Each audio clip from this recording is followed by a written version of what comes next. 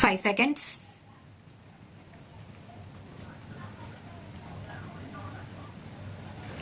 Feeling aggrieved and dissatisfied with the impugned judgment and order passed by the High Court of Judicature at Allahabad in writ tax, by which the High Court has dismissed the said writ petition preferred by the appellant herein, seeking direction to the respondents for consideration of the case of the petitioner under the scheme Sabka Vishwas Scheme 2019, the original writ petitioner has preferred the present appeal.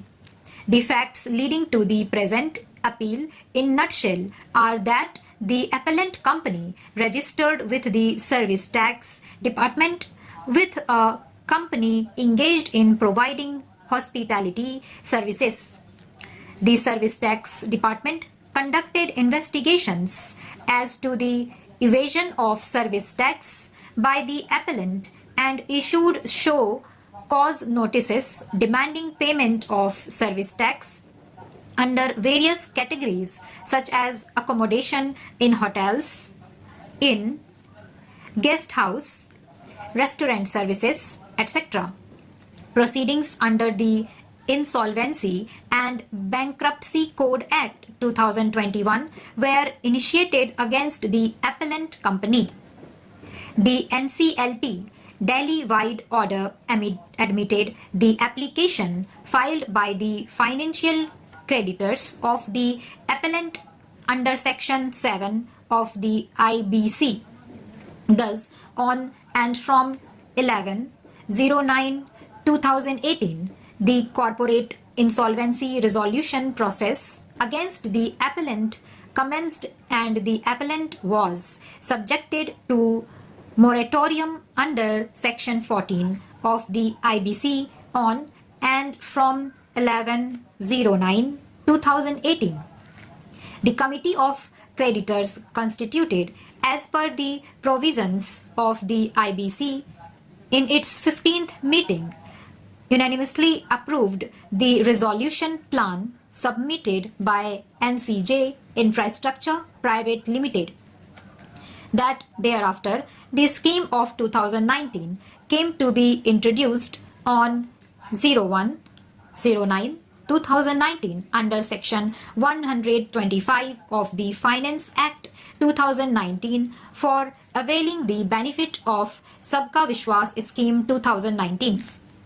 The appellant, acting through its resolution professional, submitted an application within the period prescribed under the Scheme 2019.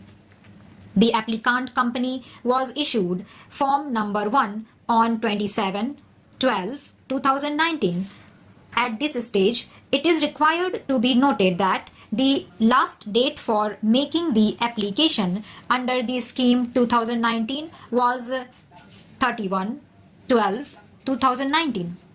Thus, Form number 1 was issued within the prescribed time limit and the tax dues were computed by the appellant as per the Scheme 2019. That thereafter, Form number 3 was issued by the designated committee determining the amount due and payable under the scheme by the appellant. It appears that payment of tax dues were made, that the NCLT approved the resolution plan of the successful resolution applicant NCJ Infrastructure Private Limited, it wide order. Thus, on approval of the resolution plan by the NCLT, the moratorium period came to an end with the closure of the insolvency proceedings on 24/07/2020.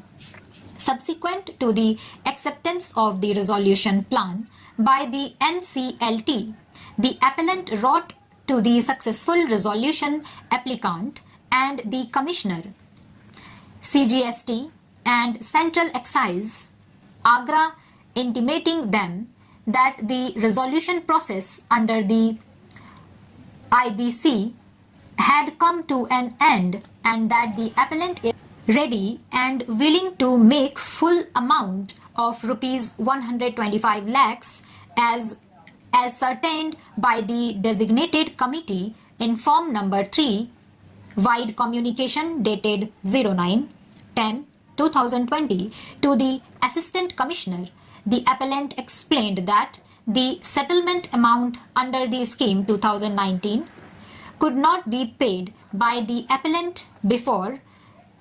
30/06/2020 due to the legal moratorium imposed upon the company and sought permission to pay the due amount. The Joint Commissioner, Agra-wide letter intimated the appellant that the last date for payment under the scheme was 30/06/2020, which could not be extended.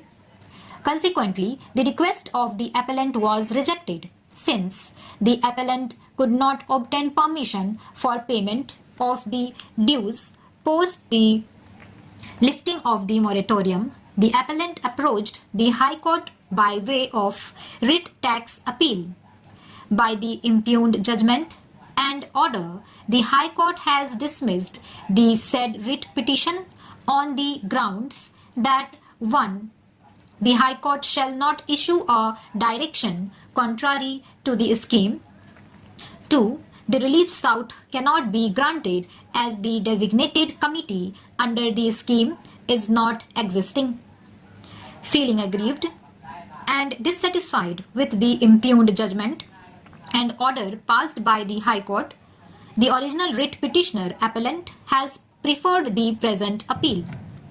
The learned counsel appearing on behalf of the appellant has vehemently submitted that in the facts and circumstances of the case, the Honorable High Court has seriously erred in dismissing the writ petition and not directing the authority to accept the amount due and payable under the scheme 2019.